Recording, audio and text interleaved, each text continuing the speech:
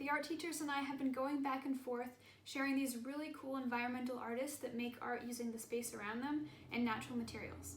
So the first one I'm focusing on this week is Jerry Berry.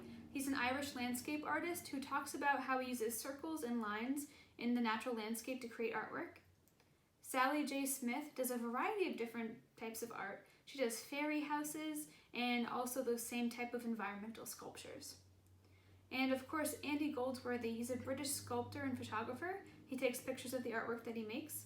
And he makes art out of rocks, ice, leaves, branches, whatever else he can find in nature that inspires him. These artists tend to find opportunities that they see forming naturally.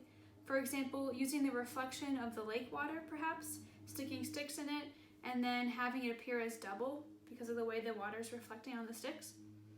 They also might be following the root of a tree to make a really neat design, having objects spiraling off of those roots, or following the same shape of it.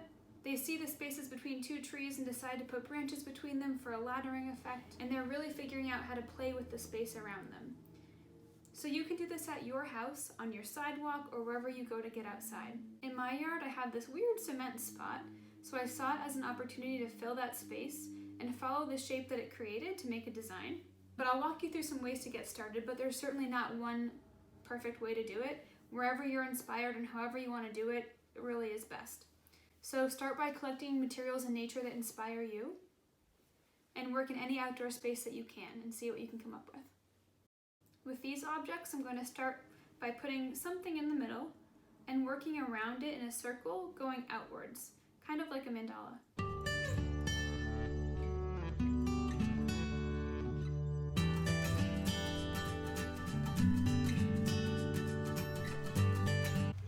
I'm noticing shapes that are jumping out to me and colors that I like as I'm gathering materials.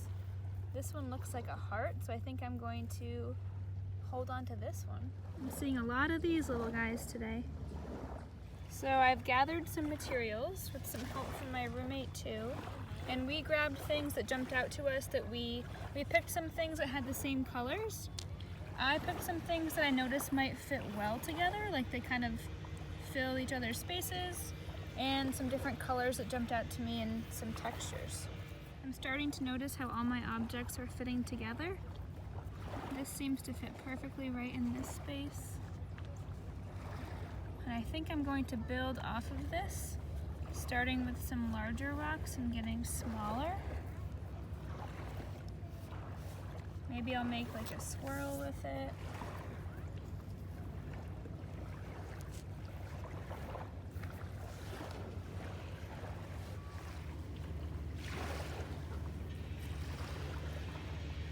So this is what I've made for today. Over here I kept this separate, but I really liked this bark.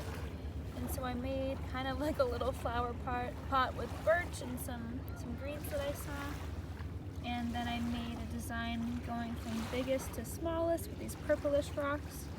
I made a flower, and I tried to have some different levels here, so I did do some stacking also. Alright, I hope you get a chance to get outside and create, and I would love to see what you come up with, so feel free to send me an email or share with me on Seesaw.